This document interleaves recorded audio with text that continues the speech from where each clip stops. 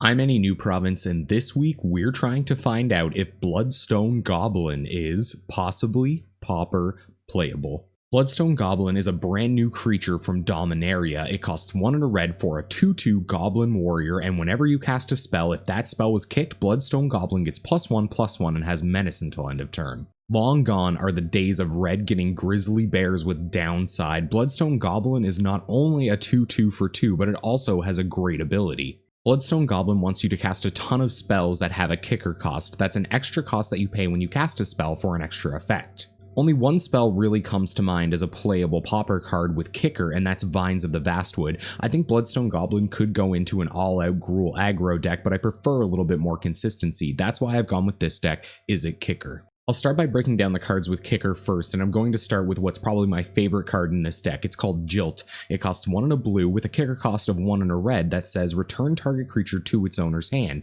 If this spell was kicked, it deals 2 damage to another creature. It isn't hard to arrange a scenario where you get a 2-for-1 out of Jilt, especially if you have a bit of counter magic backing it up on the way down. It's great because Jilt can also synergize by returning your own creatures to your hand. We're also running Goblin Bushwhacker, which is a little tight on the mana, but definitely gets the job done with all the creatures we're playing. Goblin Bushwhacker costs 1 red for a 1/1 Goblin Warrior, and if its kicker cost was paid, when it enters the battlefield, it gives creatures you control +1/+0 and haste. We also have 1 copy of Blink of an Eye. It costs 1 and a blue with a kicker of 1 and a blue, and it returns target non-land permanent to its owner's hand. If Blink of an Eye was kicked, you draw a card. I'm running a Blink of an Eye over the 4th copy of Jilt because even though it's a little less powerful, Jilt isn't good against some decks. Blink of an Eye will always draw you a card, and it's almost always online. Our last kicker spell is Burst Lightning. This is the promo version because I like the way it looks, but it reads, pay 1 red, deal 2 damage to any target. It has a kicker cost of 4, and if its kicker cost was paid, it deals 4 damage to that target instead. All of our kicker spells are fine on their own. They don't necessarily need Bloodstone Goblin on the battlefield to make them insane. Burst Lightning in particular, we have such fast starts that it isn't unrealistic to Burst Lightning your opponent to death after a few attacks. If burning with Burst Lightning won't get all the way there, we're also running 4 copies of Lightning Bolt. It costs 1 red to deal 3 damage to any target. Next, I'm going to go over our card filtering and card advantage spells. Because this deck can run out of steam unless you draw correctly, we have to do something to help its consistency. First, we have Preordain, which costs 1 blue and it lets you scry 2, then draw a card. It's just one of the most powerful card filtering spells in the Pauper format.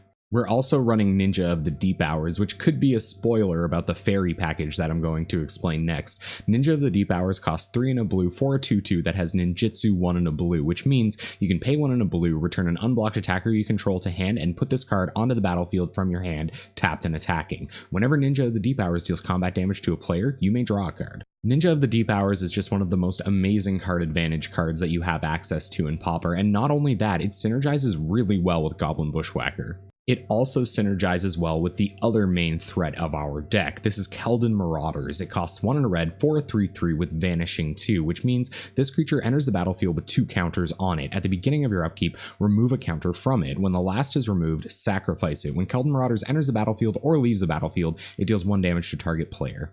PDX1, whose burn deck we played for net benefits not too long ago, called Keldon Marauders, essentially a 2 mana 4 damage burn spell. It is that in this deck most of the time, but if you can pick it up with the Ninja of the Deep Hours or a Jilt, you can just keep that burn coming. Finally, our deck runs a fairy package. These work really well with spells like Jilt and Blink of an Eye, and also Ninja of the Deep Hours, and besides that, it's just one of the most popular and powerful packages in the Pauper format. It starts with Spell Stutter Sprite, which costs 1 and a blue for a 1/1 flash flyer, and when it enters the battlefield, you can counter target spell with converted mana cost X or less, where X is the number of fairies you control. Spell Stutter Sprite is an awesome counter spell in this format because a lot of people are playing cantrips like Ponder and Preordain or burn spells like Lightning Bolt, so Spell Stutter Sprite usually has a target.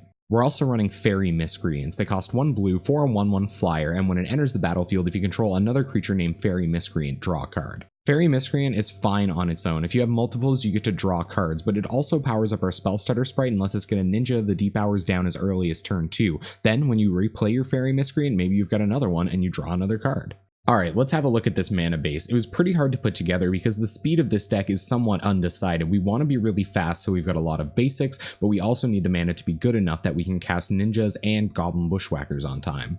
First, we're running 6 of the Pauper fetches, Evolving Wilds and Terramorphic Expanse. They're functionally the same card, and they read: tap, sacrifice it, search your library for a basic land card, and put it onto the battlefield tapped, and then shuffle your library. We're also running 2 Is It Boilerworks as our only other non-basic lands. We're running Karuz because we do top out at 4 mana technically, and we're cheating on our lands a little bit if we're hoping to achieve that. Finally, we have 7 basic islands and 6 basic mountains, lots of untapped lands so that we can preordain on turn 1 and run out our Bloodstone Goblin on turn 2. Alright, let's have a look at this sideboard. First, we have 2 Curfews. This can deal with a Rancor if it's coming down on our opponent's only creature, and it can also deal with a Boggle that we can't reach out and burn.